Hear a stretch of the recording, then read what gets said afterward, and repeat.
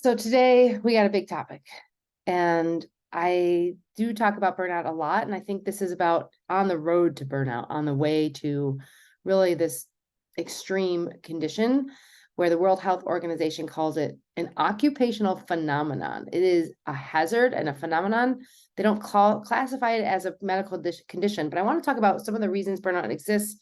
I want to talk about toxicity in the workplace and some ways that you can really help yourself get out of that overwhelm mode and really gel as whether it's your team, high performing team, or just you and your manager. But I've got some really great tips that I would like to share today. So first, let me talk about the 5 reasons that burnout really happen. Actually, there's 6 reasons. So these are from Harvard Business Review, and this article I found: burnout is about your workplace, not your people.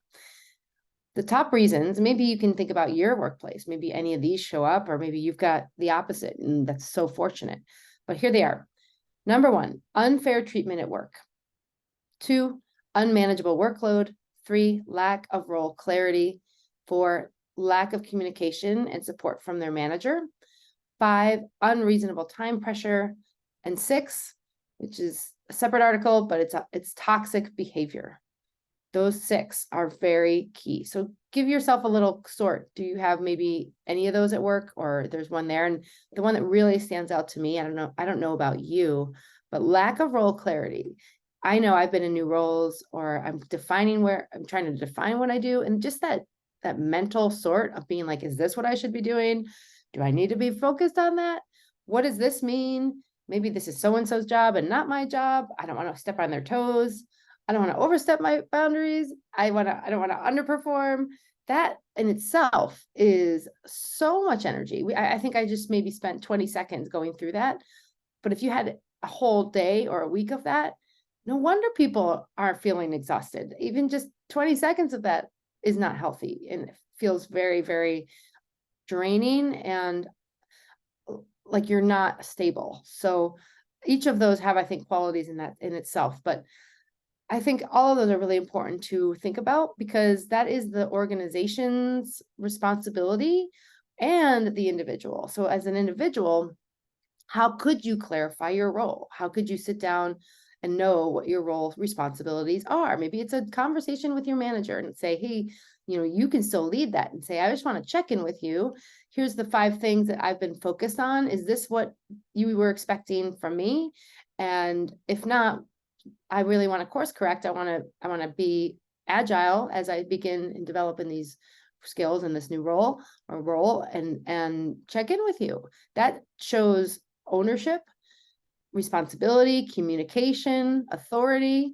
And you're not saying and showing up and saying, what should I do? I don't know.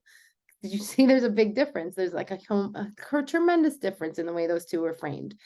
And always, I think it's so good to think about, how can I show up and know that I'm owning this as my own and problem solving for it.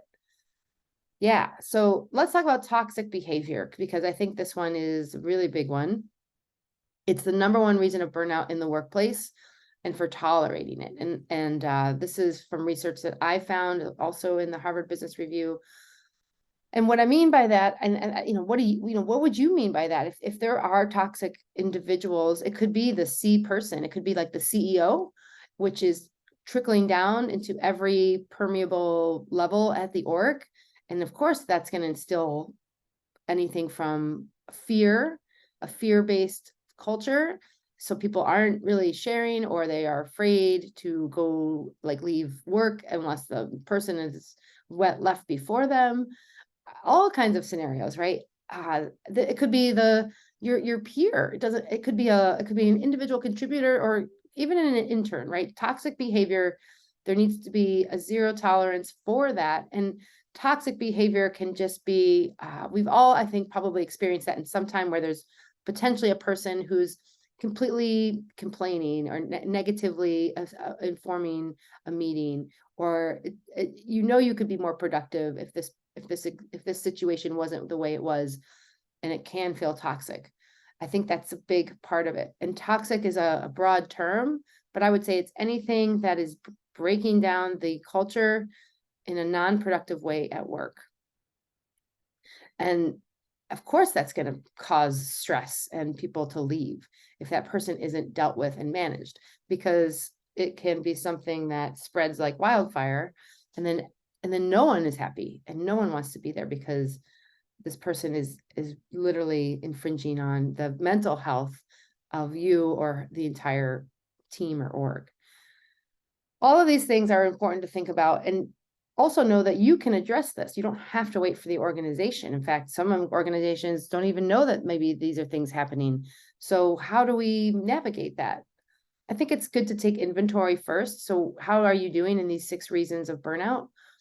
And then are you feeling sustained? The individual side of this is, how am I showing up so that I'm creating the boundaries that I need, or communicating what I know needs to change or be different, or getting more support, and so on and so forth. So it is a complex issue. That's, I think, why 1 out of 2 or 3 people, like 1 out of 2 in healthcare and 1 out of 3 in tech or in general business, and 1 out of 2 managers are burning out at unprecedented rates. So there's so much happening here. And a couple of follow-ups. So what can we do differently? I love these. They're tips from another article that I found called The Secret of High-Performing Teams. It's from the Harvard Business Review, and Sarah Modi wrote it. And she also got information and a lot of good nuggets here from Greg McKeown, who is an author and a podcast host. And I'll summarize what I think the best points are and kind of add my commentary. Thinking about peak performance, so to me, this is just optimal work. It typically in the past has been a formula of maximum effort equals maximum result, right? Drive hard, work hard, play hard, get the results, go all in, work your butt off, roll up your sleeves, do it all, and that's what happens. And to me, that's an outdated mode of thinking, and that's really what is noted in the article, because this can be producing a mindset of not high performance, because then there's resistance to it. Like, I don't want to work this hard. Like, why am I forced to be in the office 6 days a week? There are some companies that, I just heard TikTok requires people to be in the office 6 days a week in the US. Whoa. And it also creates a downward spiral of toxicity. Speaking of toxicity, begetting burnout, begetting toxicity. Because then, there's this mentality of, if I'm not pulling my weight, then I'm out, then I'm not good enough. And that's not a productive way to be thinking at all. If you are feeling motivated and inspired and supported, do you generally do better, or do you generally fall off the wagon and fail, or do some aspect of that? And failing is not a bad thing, but I think it's important to know, because those are so important. So what McKeown advocates for in this article is to shift our mindset to optimal effort equals maximum results. And I feel like this goes along with Carol Dweck's research and growth mindset a lot too, where effort is rewarded versus performance. And the children who have the effort rewarded actually have the highest growth mindset, and they do the best, and they're happier, as opposed to gotta max out. So instead of being at 100% intensity or 110% intensity all the time, that's what really a recipe for burnout is. What if your team did the 80-20 rule, where it's 85% or 80% aiming for that, and the rest of it could be in service to that 80%, or to collaborate, or to feel supported. And here's some good practical tips that are shared. And again, these are from Greg McKeown, the author. What he talks about are some strategies. So one is, and Mel Robbins talks about this too, pick an end of the time of day to finish work every day. So today, what time will you be done? Today, I'm going to be done at 4:30. Today, I'm going to be done at 6 p.m. And know that that's the time that you're giving yourself. So you can write that down on a little piece of paper or your to-do list notepad, and get out of that when that's done. And maybe that's a set standard that can be flex time at work, or as a manager, you can give best practices for what you are expecting. But when we're ambiguous about the length of work days, there's things like decision fatigue, diminishing returns, or getting even negative returns from employees. Yeah, so we've all kind of been there, probably, my sense is. And if you haven't, then That's okay. I love that you haven't been there, but know that you can start to pick this day and time to finish work up. All right, let's keep going for a couple more tips. If you are engaging, there's a great question to start just to ask yourself, how am I making this work more stressful than it needs to be? How am I making this work more stressful than it needs to be? Maybe there's a time that you've put on it, like a deadline or an amount that you need to close by the end of the quarter, or so and so many calls you got to make. It's like, those are great goals, but know that they're goals, and targets might not be what you get, but they're what we aspire for. Right. So there might be that. And then there might be, you're just hemming and hawing over something that you need to decide. And that's taking up a lot of your brain space. You might be able to table that and say, okay, I'm going to think about that on Wednesday. Not even going to worry about it right now. This 80-20 rule, or 80, he goes into 85% right decisions. I think 80-20 is way easier to remember. So I go with that one. I think the idea is not to aim for perfection, because this is the quote, don't let the perfect be the enemy of the good. I think that's an old adage. And most perfectionists, who are my perfectionists out there, are either looking to meet their own high standards or to avoid failure. And we all know that failure is the greatest teacher. And if you have a climate at work or for yourself to know that failure is part of the learning curve, that's how we grow. And we maybe can't afford to fail for specific things, but making mistakes is part of really incredible teams, because we learn from them and we grow from them. We actually can come out even more ahead than before, as if we never tried that. So going for 80% I think is a really great approach. In addition, watch out for high pressure language. I think this one's really big, right? So writing urgent, need this ASAP in the topics in all caps. How do you feel when you get an email with those words in it as the subject line? Needed urgent ASAP. I'm just getting tense as I say that. And all of a sudden you haven't even opened the email, but your entire nervous system is on its heels, like defensive and hoping to run away and scurry away to be in a safer place. So not that we can't always use those words, but ask yourself, is it truly urgent? Does it truly need to be done at ASAP? What other language could I convey this in that might not be so abrasive? It just depends on what the message is. And maybe you've got some crazy deadline and you do need to use that language. So you reserve it for those things, but know that those are going to probably create some stress that may not need to be there if we are actually able to communicate it in a way that is a little easier to digest. It's up to you, of course, but I do think that's an important one. High pressure language. Language is so important. And I always say words shape the world in which we live. And if your language reflects your inner world, where you're just always under duress, feeling like you've got stress balls happening and you are a stress ball, and you're just completely always under the gun, you're feeling tired and exhausted, or maybe you're blaming other people, pointing the finger, or feeling like this is always happening to me. That's the drama that comes in, the drama triangle. And that it doesn't work either. The high pressure language exists for that too. So be really mindful of what you're using as a big takeaway for how to minimize or actually make things a little bit less stressful at work. I think creating team decision making autonomy is really good too. So what do they need to take off their plate to do something different? What do they need to do something better or differently? I think those are great reflection questions. As a team, you could talk about this. And it could be the manager who leads that discussion, or the managers with their manager talking about it. But why not include the team? Why not have them have a say? And they do have skin in the game, and they might have the best ideas. So giving them an option for decision making, I think, really adds value, especially with the autonomous angle that helps people stay motivated. This one, I think, is an interesting one, to end meetings early. I mean, who doesn't love 5 minutes back at the end of your meeting? It feels like you have a total free gift. 10 minutes sounds like a lot, but hey, if you've got extra time, then go for it and end it different.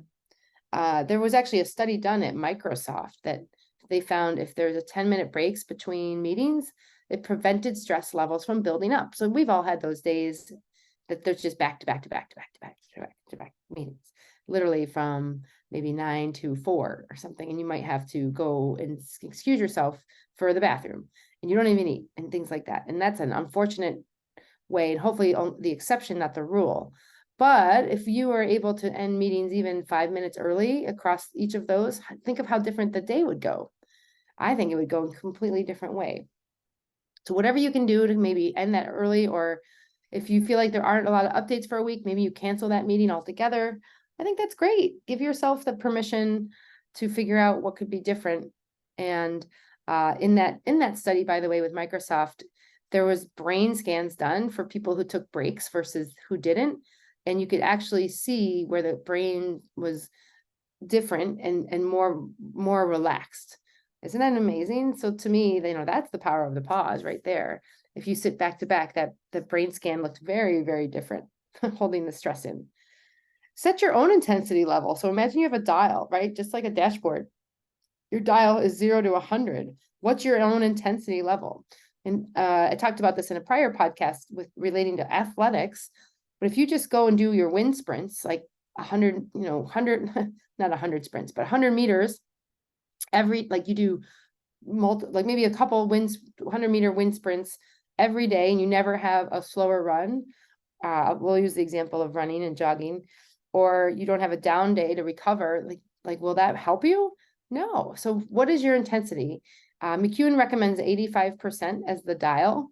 That's a pretty good zone, I would say, because that's still, that 80-20 rule, maybe it's 80%.